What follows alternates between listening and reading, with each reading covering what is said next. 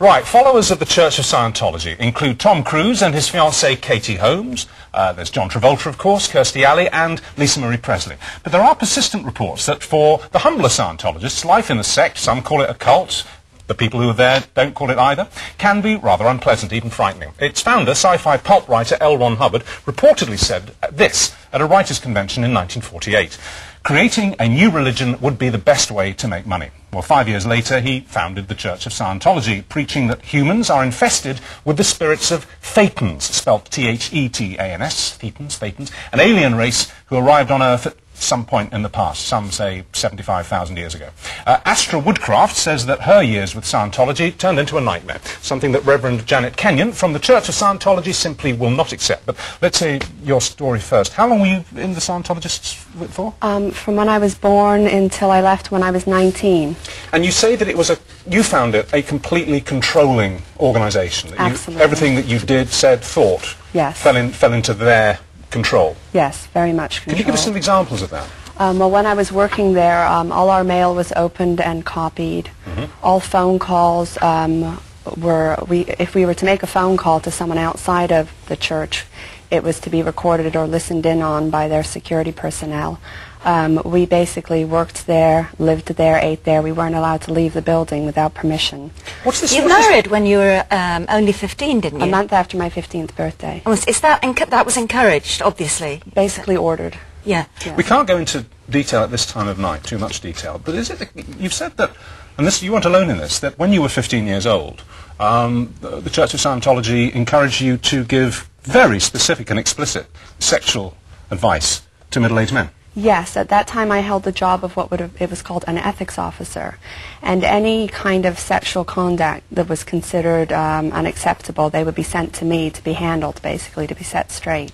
Can you tell us what contact assisting was? A contact assist is if you get hurt, they believe that by repeating the action that caused the injury over and over and over, say you hit your arm on the table, so you'd redo it. You'd hit your arm on the table lightly, not to cause pain, over and over and over. And by doing that, that's supposed to make the pain go away. Instead of putting a plaster on it or... Yeah. Right, well, you do that later or beforehand. Let me come to Janet.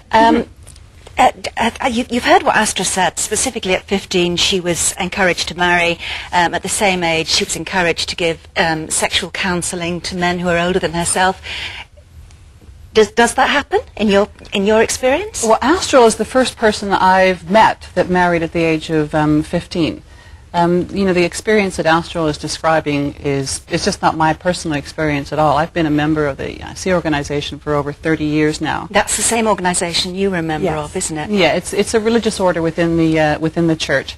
And as I said, I've been a member for over 30 years. I've traveled around the world. I've been in Los Angeles. I raised my children in the Sea organization. And Astra is the first one that I've met who was married at the age of 15. I have to say, though, you've been with the church for how many years, did you say 30? 33 years, 33, yeah. and I've been a journalist for roughly the same length of time, okay? And I've interviewed, maybe a dozen people like her, who've either been born into Scientology or have been brought into it, and have come out with very similar stories. Stories of control, stories of being very frightened, stories of not having much free will at all, and sometimes even of abuse. So she may be the first person you've met who tells stories like that. I can promise you, journalistically, she's one of many that I've met, and there have been many more that I haven't met but have read interviews with. It does seem to have a problem, doesn't it, Scientology, with ex-members who leave quoting stories very similar to this. Well, you know, the subject of a religious apostasy is littered throughout history. It's not something that is new. You have different people who have different experiences.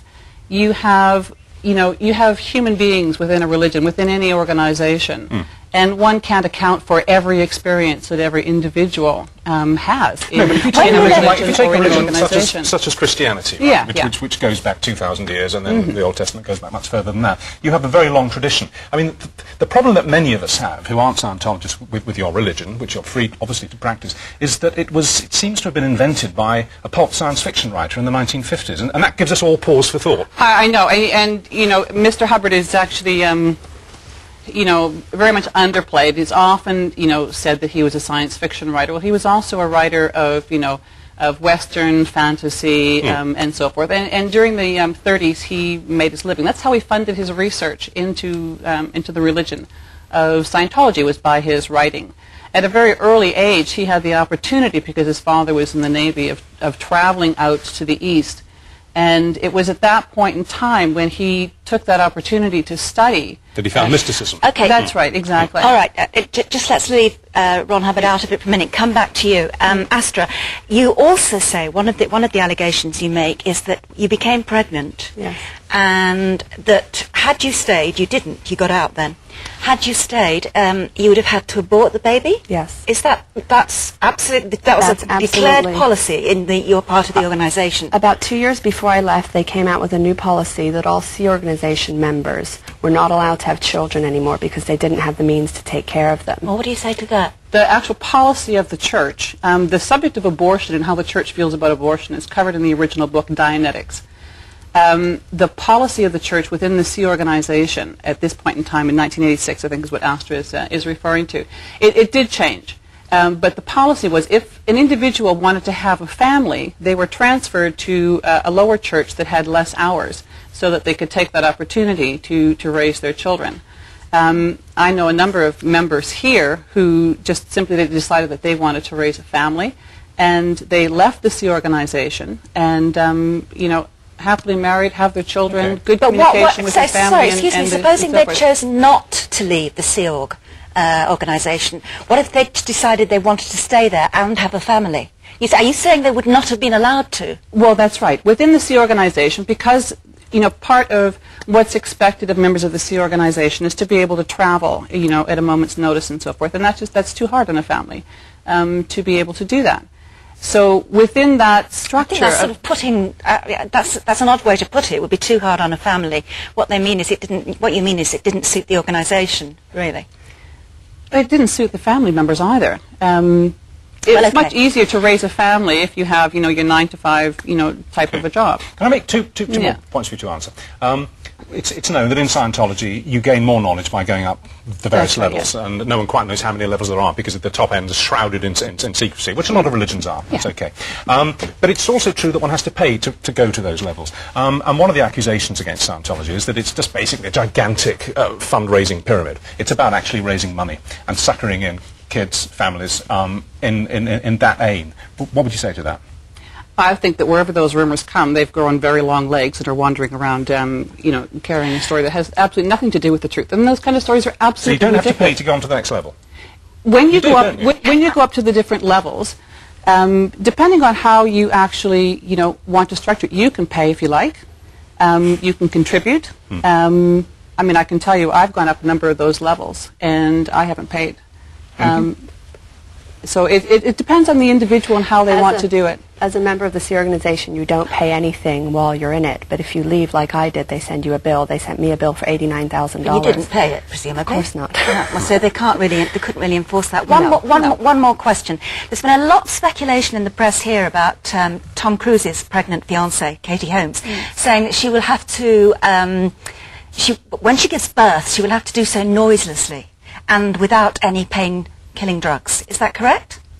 That will be her choice completely. I know there's a lot of stories in the newspapers that are running with the whole subject of silent birth, and the actual subject of a silent birth is something that's been around for decades. It's not new at all, and is not only relative to Scientologists.